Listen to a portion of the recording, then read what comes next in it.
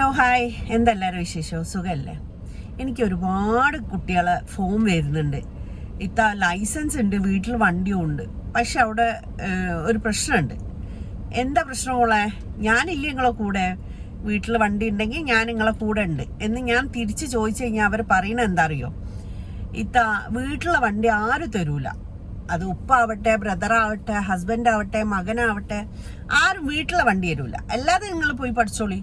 എങ്ങനെ പഠിക്കും? ലൈസൻസും വണ്ടിയും ഉണ്ടെങ്കിൽ നമുക്ക് ഈസി ആയിട്ട് ഡ്രൈവ് ചെയ്യാൻ പറ്റും.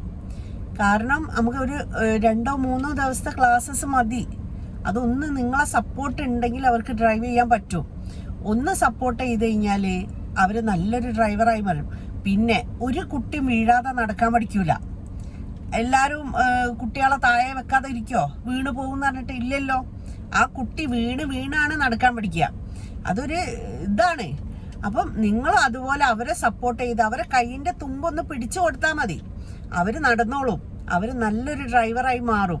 അപ്പം നിങ്ങളെ സപ്പോർട്ട് ഉണ്ടെങ്കിൽ അവർക്ക് അത് പറ്റുള്ളൂ.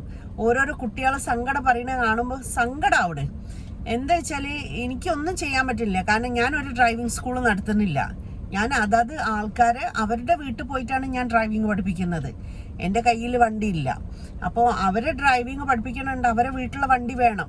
അതുകൊണ്ടാണ് ഇങ്ങനെ ഒരു ഇത്. അപ്പോൾ എല്ലാവരും ഒന്ന് സപ്പോർട്ട് ചെയ്ത് കഴിഞ്ഞാൽ ഈസി ആയിട്ട് ഇത് ക്യാച്ച് ചെയ്യാവുന്നേ ഉള്ളൂ.